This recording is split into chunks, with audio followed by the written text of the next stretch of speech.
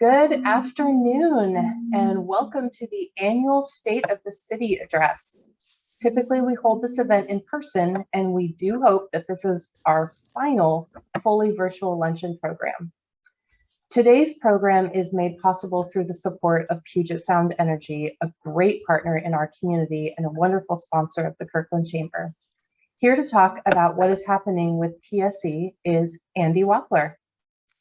Hi there. Thank you. Thank you, Samantha. And thank you, everyone. You know, a lot is happening in the world of energy, which is pretty exciting to me. I've actually been at the company now for 14 years, and I can tell you that I think this is the fastest pace of change that we've seen on some very exciting things. And, you know, in that regard, I really want to thank Deputy Mayor Jay Arnold, who is part of an event that I was a part of this morning, our Beyond Net Zero, where we're trying to go with carbon. And it's a group of people representing different facets of the community, communities of color, leaders in political and elected office, such as the deputy mayor, people from business, people representing low-income groups, all talking about and trying to solve how do we move toward a low-carbon economy that does the three things we all want: keeps the lights on, keeps the bills reasonable, and does our part in terms of climate change and climate resilience as well. You know, as an old meteorologist, I was stunned over the last year to see it be 110 degrees and also down to about 15 to 20 degrees. That could be our future. We need a grid that can deal with that and a grid that is ready for that kind of challenge. And I know here in Kirkland, you know, you have small businesses, medium businesses, large employers. Employers of all different sizes are increasingly concerned about climate and energy, either because that's what their customers want them to do, or maybe if they're a bigger business in their supply chain, the bigger businesses that they might sell to. So we're all in this together. And the great news is I think we can do a tremendous amount to help hit all three of those things: reliable, affordable, and cleaner. And before we go on, I really want to thank, of course, Mayor Sweet for everything that she's doing, and also the honorable, I guess, first husband of Kirkland, Larry Springer, for what he has done. Going back 2011, we were beginning our customer journey as a utility, and Representative Springer came and spoke as a small business owner to our board of directors then, now getting to be 11 years ago, to talk about the issues that a small business faces. And I'll tell you what he has said about affordability, about reliability, but also the vision he had as an elected official for where we need to go as a state. It's really stuck and helped inform our thinking. So appreciate everything the chamber does, Samantha, and all the memberships. We're honored to be able to sponsor. And I think together, as our messaging says, I really do think we can do some great things. Keep it clean, reliable, safe, and have bills that are affordable and help make our region a great place to live, start a business, go to a business, do some local shopping, and be a part of the community. So thank you very much for having us today.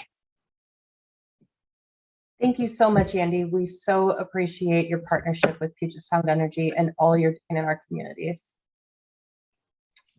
Okay, so moving right along, we do these virtual events fairly quickly because we know that you have things to do, but we are so excited for this program today to feature Mayor Penny Sweet. Mayor Sweet began her first term on the Kirkland City Council in January of 2010. From 2010 to 2011 and 2014 to 2015, she served as deputy mayor. And now the Kirkland City Council has selected Councilmember Penny Sweet to serve as mayor for a second term in January of 2021 for 2 more years. Mayor Sweet serves on multiple boards and committees in the community.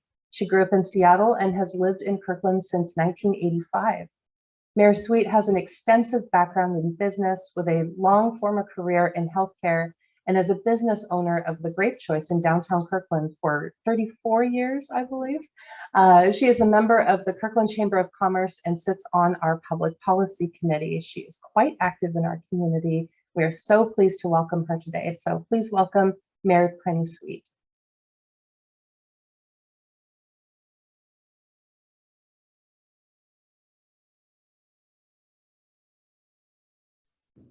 You're muted, Madam Mayor. Shoot.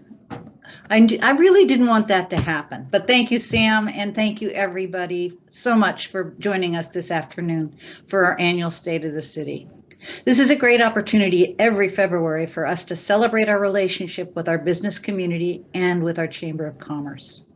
And given the last couple of years and the recovery we are already beginning to experience, that relationship is more important than ever.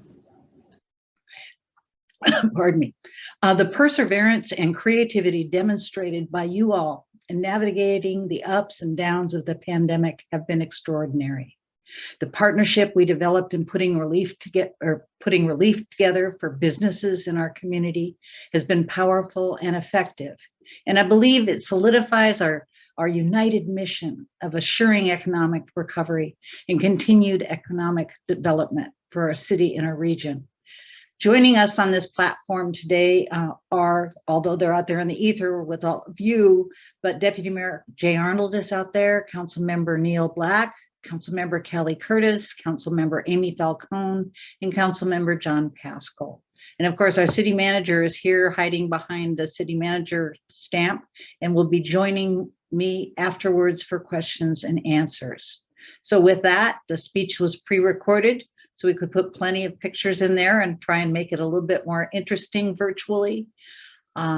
With that, take it away, David.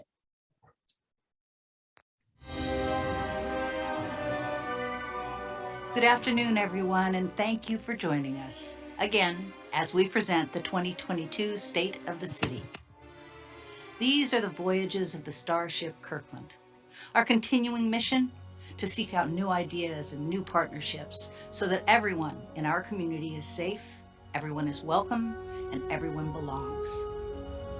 Make it so. The shared mission ahead is shaped by the shared journey of our recent past. Long, long ago, in a galaxy far, far away, before COVID struck or George Floyd was killed, I gave these presentations in person to the Chamber of Commerce. In 2019, I told you the state of the city was booming. It was the Chamber's 100th anniversary, and we had hit an all-time high of 511 members. We marveled at the amazing housing opportunities and jobs springing up in Totem Lake and downtown. We celebrated Google's LEED Platinum second phase and Ferret and Spur Park. And we anticipated the opening of all the incredible shops, restaurants, and entertainment venues blossoming throughout our city. 2019 was an exceptional year for Kirkland, but 2020 was poised to top it. In February of 2020, I told you that we had thousands of housing units and millions of square feet of commercial development in the permit pipeline. Google started construction of their Phase 3 project in Houghton. Northwest University and Evergreen Health began significant expansions. We started the largest set of infrastructure investments for fire stations, parks, streets, sidewalks, and utilities in Kirkland's history. We designed major bicycle and pedestrian safety improvements for 100th Avenue Northeast and Juanita Drive. We started a new turf field capping an enormous stormwater retention vault at 132nd Square Park. The village at Totem Lake was completed, and new shops were clamoring to get in. Kirkland Urban opened for business, and commercial and retail space was snapped up at a record pace.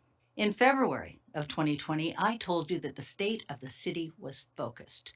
We focused on creating housing of all types and adopting missing middle housing codes. We focused on building a women and family shelter in Kirkland. We focused on public safety by investing Police Proposition 1 funding in community service officers and dedicated funding for human services. In February of 2020, the USS Kirkland had launched.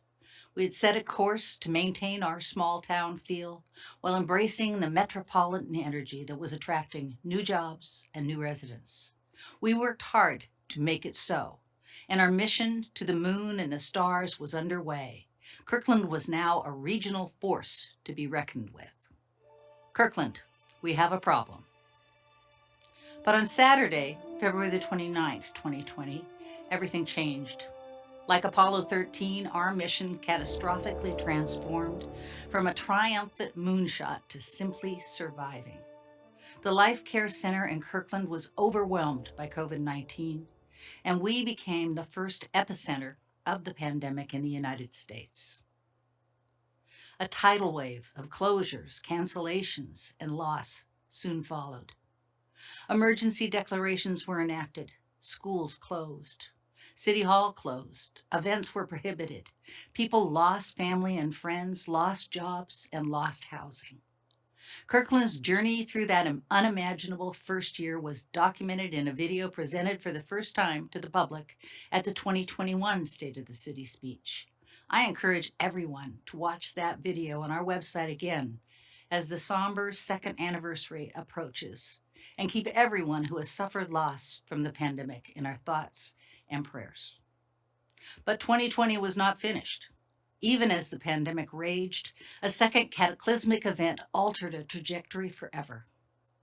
On May the 25th, 2020, George Floyd was killed by a police officer in Minneapolis, Minnesota.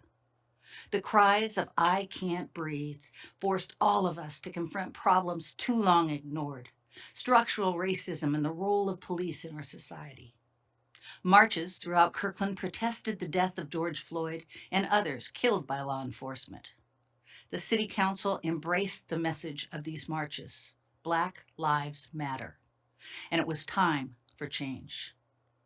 On August the 4th, the City Council adopted Resolution 5434, affirming that Kirkland will act to ensure the safety and respect of Black people and dismantle structural racism in our community. Our 5434 commits us to evaluate everything we do as a city and make any changes necessary to ensure the safety and respect of Black people in Kirkland. 2020 taught us that no journey, however bold and noble in intent, can succeed without equity and justice. And Kirkland's mission to be the best place in America to live, work, and play cannot be accomplished until we are a safe and just community where everyone belongs. Live long and prosper.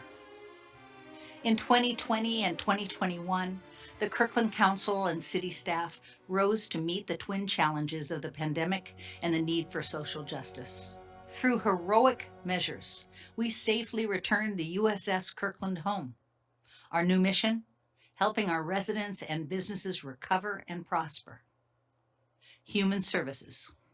We focused first on those who needed help the most. We created comprehensive COVID resource pages on our website. We mailed multilingual postcards with emergency lines for food and assistance to every address in the city. We distributed over $1.2 million of Federal CARES Act money to human service organizations in Kirkland for food, rent, and scholarships for families in need. In August of 2020, with the new Bethlehem Place, the Sophia Way, and Salt House Church, we celebrated the grand opening of our new permanent emergency shelter for families and women. In 2021, we were one of the first cities to adopt an American Rescue Plan Act, ARPA, spending plan, and are one of the few cities actually allocating funds.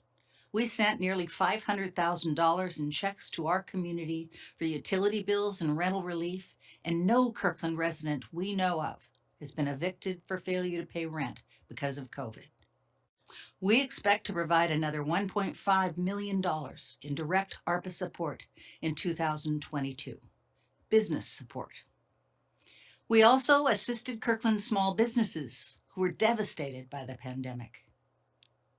We launched our own Kirkland Cares Small Business Relief Fund, distributing over $1 million in CARES Act funding grants to 207 businesses and nonprofits in Kirkland.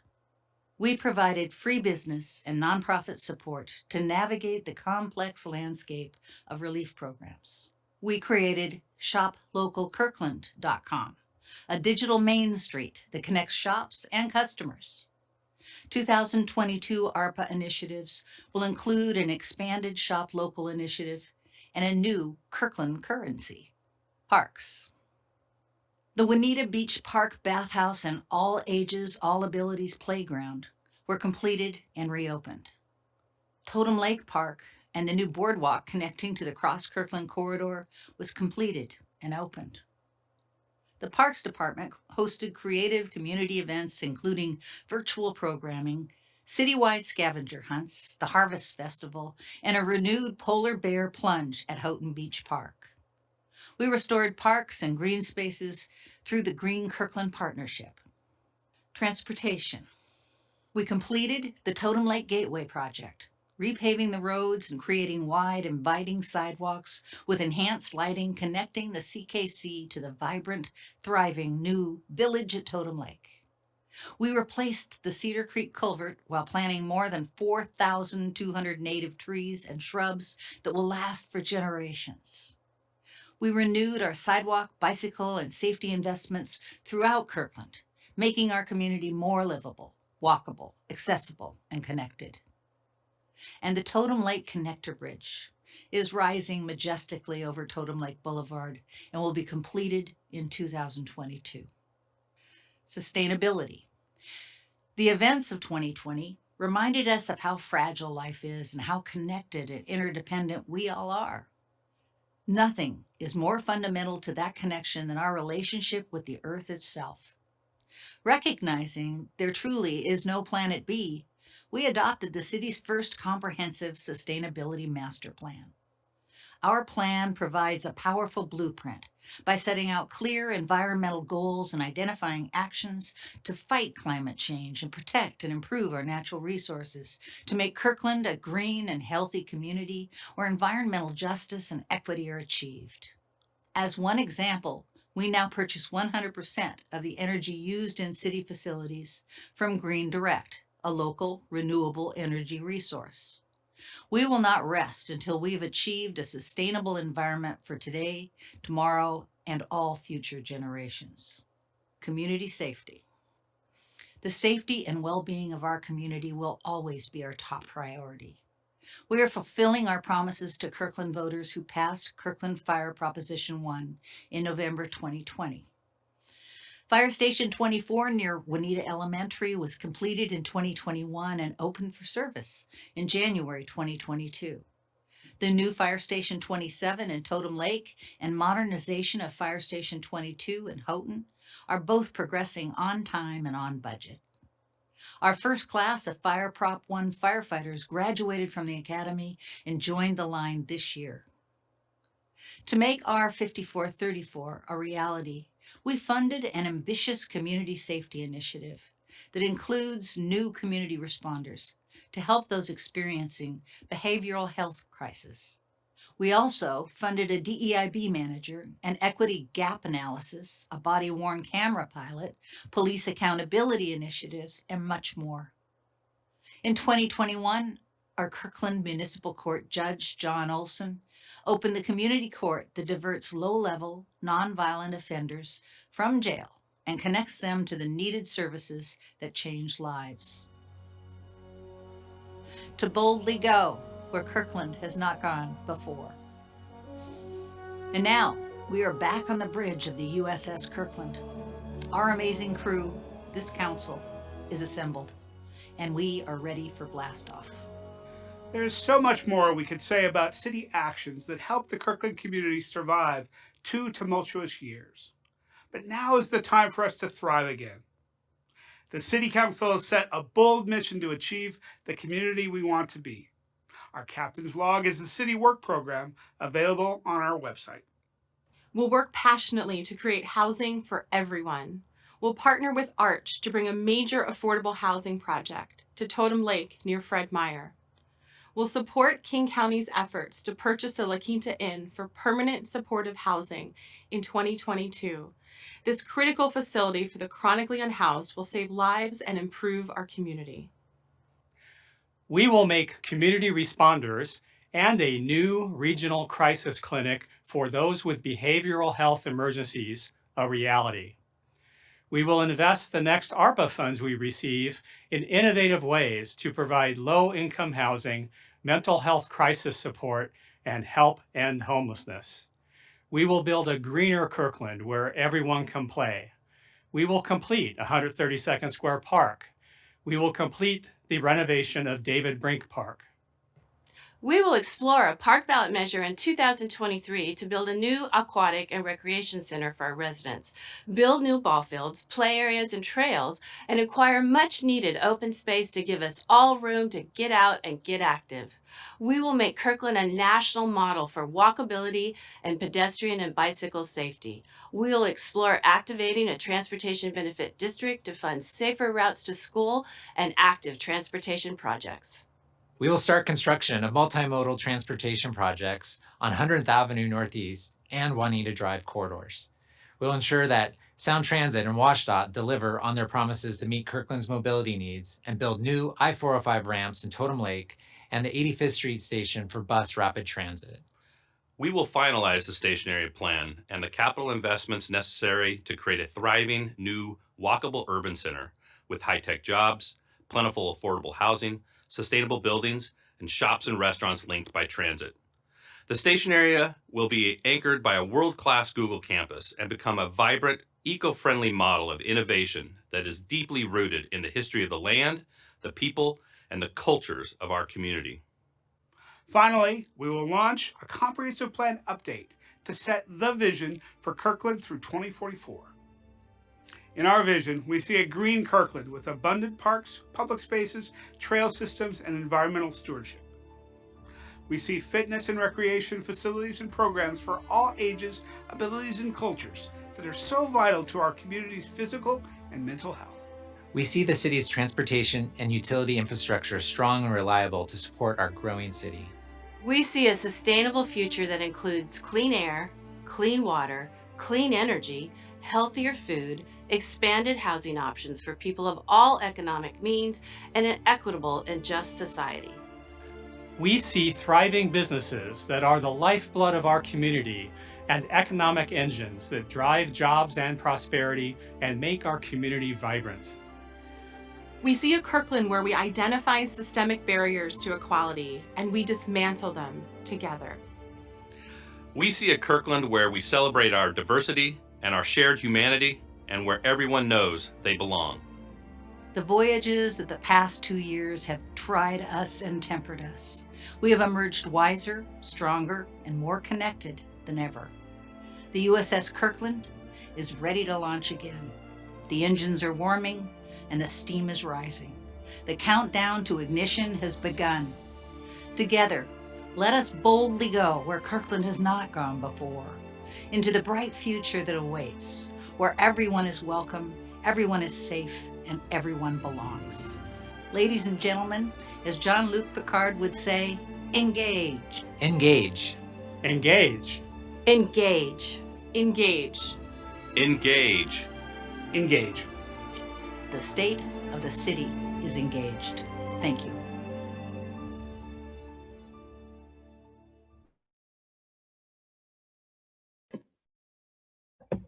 Thank you so much for that presentation. We are excited to be engaged in the year 2022. I do have some questions that are coming in. So first up, Mayor Penny Sweet, if you want to turn your camera back on as well as your microphone. My mic is on, Sam, but they won't let me turn on my camera. Let's see. Here comes Kurt. Okay, I think it'll let me now. There we go. There we go. Okay, first up, have you had any discussion with the governor's office as to when the indoor mask mandate will be lifted and if King County Executive will follow suit? We have not received any update from the governor. Normally, I would have a Tuesday meeting with public health out of the governor's office. We did not have one last week. I am hoping that we will get an update next Tuesday. Kurt, have you heard anything? No, all of our folks in our fire and emergency management have been doing the same outreach to see if we can get an indication. And at this point, there's no indication from the state or the county as to whether they'll change the mask mandate. Right.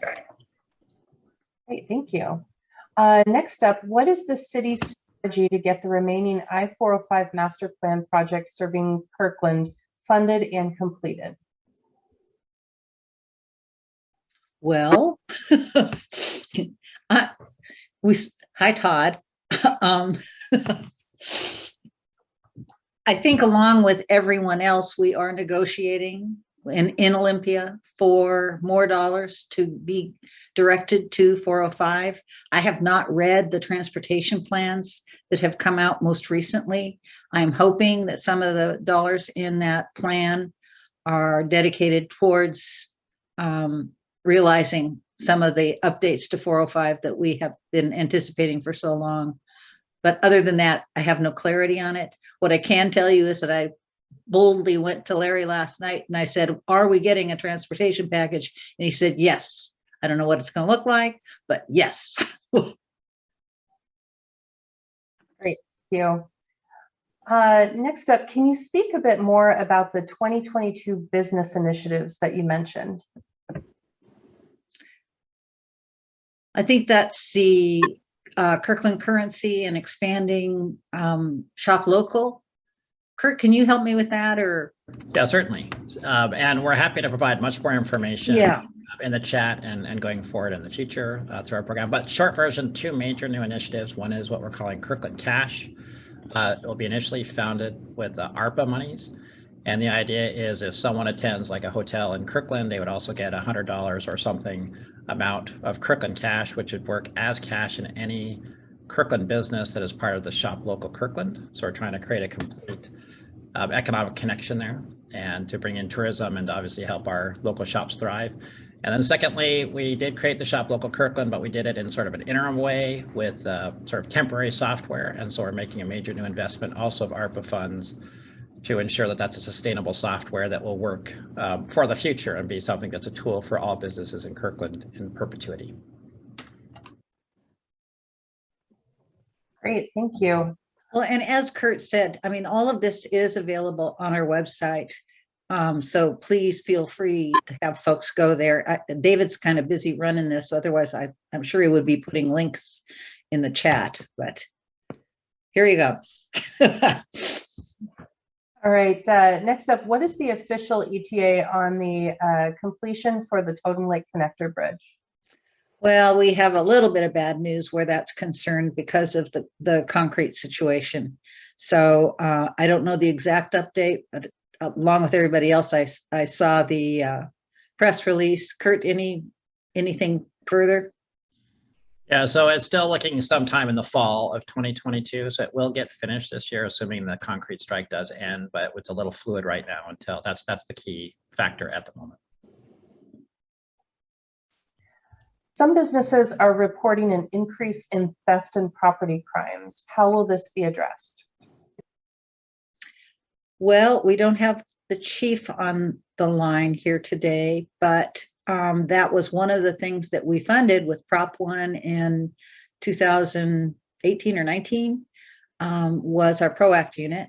So our PROACT unit, I am sure, is taking all of the information that is coming in and they're connecting it with other cities and with PROACT units, across the region in terms of identifying, groups who are perpetrating these thefts. My concern is that over the course of the last several years, there's been an increase sort of in the willingness of individuals to just go at risk, right? To knock through a window or just break the law. I'm happy to report we haven't seen a lot of this down at in Marina Plaza where my store is, but some of the smash and grab kinds of things that are going on in some business communities. I don't know if we're experiencing any of that. I think that we did up at Ulta have an occasion where a group went in and actually picked about $5,000 worth of property and just walked out with it. The other thing that I do know is that the large stores, the big bulk stores like Home Depot. I went for a visit with Larry to Home Depot in Kenmore, and they are losing millions of dollars of property from gangs that simply walk in and walk out with, power tools, just all kinds of stuff. They don't even keep shelf copies of things anymore. That, you know, you have to get everything out of the back of the store because people have gotten so bold in you know, these acts of theft. And fortunately, we haven't seen a lot of that activity yet in Kirkland. I am certain, however, that that is a focus for Sherry and the police department should we see numbers begin to rise. Kurt, you want to add anything? Yeah, sorry, I was trying to unmute there. So yeah, if I can just add that Sherry is also watching and be happy to have her talk with the chamber in great detail. But the mayor is correct. We have focused the PROACT unit on this retail theft. I guess I want to assure everyone out there that we take this very seriously. It's a major focus of the PROACT unit and the rest of the police department. Please call us, call 911. Our team has made arrests. We have, working with the other surrounding communities, broken some crime rings where there's organized retail theft. We want to keep addressing it. So please call. The city is being very proactive about this, and we want to help. More questions coming in. Can you speak to the proposal to eliminate the Houghton Community Council? And if that passes, when will it go into effect? Well, that's kind of up to the legislature in terms of the when of it. There are a number of factors that came together in our making the decision that we would support the sunsetting of the Houghton Community Council. A lot of it had to do with our equity work. And for some of us have felt that the existence of the Houghton Community Council has been an injustice, my personal opinion, for as long as I've been aware of it. So together, we made the decision that it was time, after 50 plus years, to go ahead and support legislation that would sunset Houghton.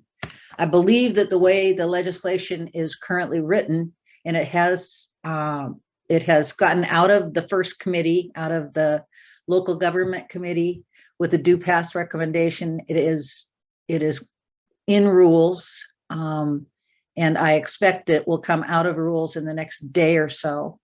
And I anticipate that rules will put it on the floor. We are anticipating that it will be a positive vote, and then it will go to the Senate. So in terms of amendments and that kind of stuff, we still have a ways to go. But that's where we are as far as I know, unless you've heard any updates, Kurt.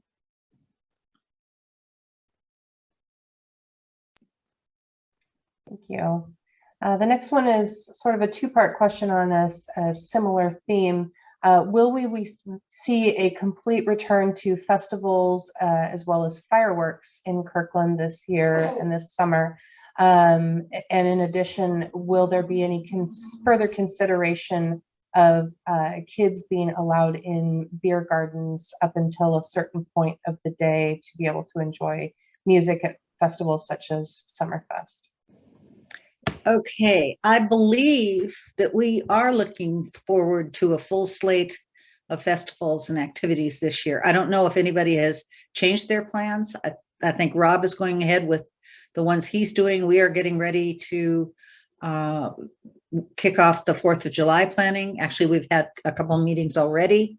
Fireworks are not on our agenda this year. And in fact, they kind of fell off the agenda last year after a discussion that I had with the fireworks purveyor, who informed me that our fireworks costs were going to go up by at the minimum 50% in order to maintain a barge. Because of the requirements about not bringing barges up from 520, we have had to accommodate loading the barge here in Kirkland for the last 2 or 3 years, which has been an additional strain on the resources of the fireworks company and was going to contribute also to any increased costs. So when we're talking about increases that would take the cost of fireworks to like $120,000, it really is beyond the capacity that we have in Kirkland. You know, couple that with the environmental impact that fireworks shows have on the lake. the debris that's left afterwards, and quite frankly, the havoc that it creates at Marina Park. We thought that this year would be a good year for us to sort of separate the evening event from the parade. We're actually breaking the event down into 3 sections, and we are actively looking for partners around taking over the afternoon picnic, whether it be a service club or a group of service clubs who want to come together. And we are talking about what an evening event could look like, but fireworks are not in the picture. Now, if anybody has a drone club who is willing to put maybe 200 or 300 drones up in the air, we're more than willing to talk. But that's where we are right now, Sam. And what was the other question? The second part? About minors being allowed in a beer garden until a certain time. I think that's on our agenda for next week. Is it, Kurt? When are we coming back? Yeah, and the March council meetings will be a Okay. discussion of that. That the council gave us direction to bring back options, but the council hasn't made a final decision on which of those options that they would select. So could range from allowing to disallowing, and that's still a debate the council's going to have. Mhm. And I would just say that yes, we are agreeing to and allowing and permitting all proposed events, but we're going to still be requiring compliance with any state and county guidelines at that time. Great, thank you. Next up, why was a Star Wars theme chosen for this State of the City address?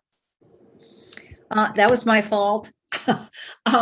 I really, Kurt and I usually get together and we talk about how we want to present and what we want to present in our State of the City. And given that last year was an entirely a retrospective, very, very COVID focused, it was a great, I thought, a great event, but I had hoped, I wanted this to be sort of something that was pushing us forward. Some of you may know, but I also took over as chair of the Hope Lake Board of Directors this year. And we had a lot of fun using a theme very like this. So I got very energetic about blasting forward. That's what it's all about. Great. Next up, are we nearing the end of the constant road work on 6th Avenue between Kirkland Urban and Fisherman's Finest? Where should folks look to see the final estimated work date?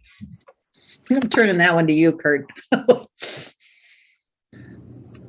Yeah, I'll need to get a little bit more information on that. That one's also an issue that's been impacted by some of the strikes and supply issues. So I'll need to check in with the CIP team to get a more detailed update on that, but we'll send it out to you to send out to the membership.